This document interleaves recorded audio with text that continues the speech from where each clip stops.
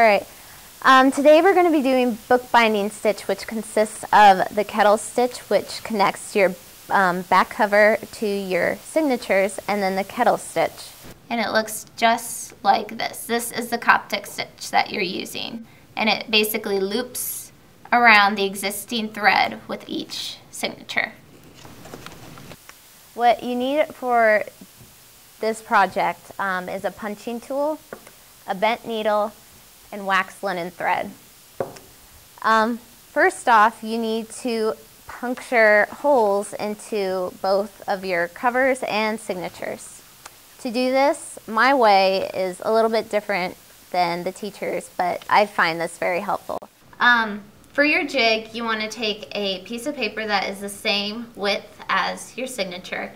Then what you want to do is fold it long ways first, open it up, and then fold it the short ways again.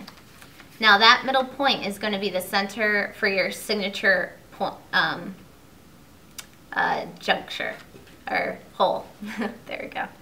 And then what you want to do to get your side holes is fold the two ends like that. And then you would also get your 2 points there. And then you would just puncture it in with a hole where the lines intersect, like that.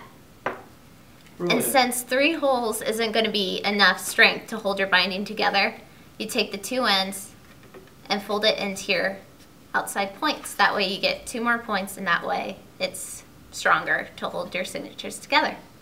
And that will be your jig for your signature. Now for your cover, what you want to do from your line of your signature jig, you want to do a 1/4 inch or a 1/2 inch depending on how far you want the thread to go. I decided to do a 1/2 inch since that's easier and gives me more room. What you want to do is do a line, straight line, parallel to your signature jig, and puncture each hole. And then as you fold it in, like that, it's not exactly even because your book cover should be bigger than your signature.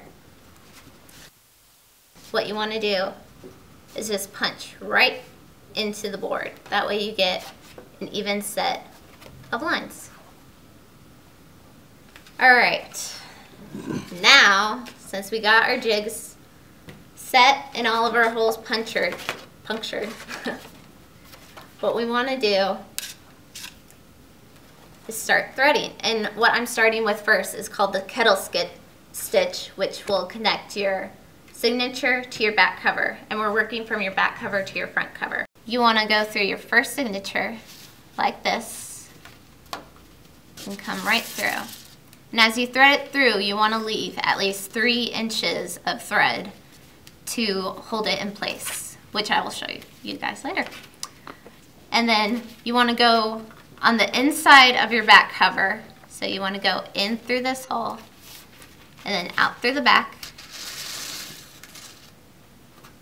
like that. And then you want to go underneath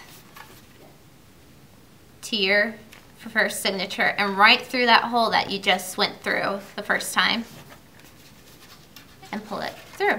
And you want to make sure these are really tight. That way you won't get papers moving. So, but make sure you don't pull too tight or else you might rip the paper. And then you just do it again through your second hole. So you want to go inside the first signature, pull it tight, go through the inside of your book cover to the outside, like, whoop, like this. And then you want to go through the hole of your signature, like so.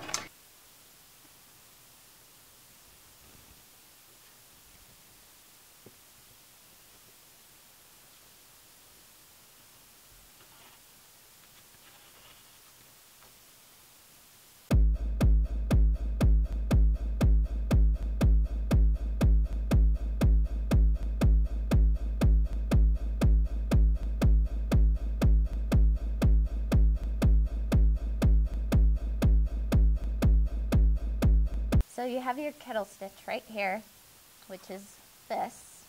And now what you want to do, you want to go back through your last one, like so.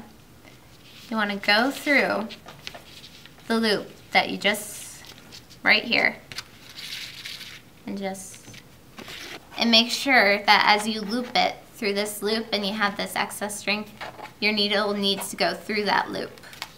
That way it can form a nut. And if you pull it tightly, it won't make a big gaping knot. Make sure it's nice and tight and small. Good. And then since you still have this 3-inch of string right here, you want to do the exact same thing and just tie it off so you get a knot like that. And you can trim that off later. And this is what your binding is supposed to look like with each section and going through the holes.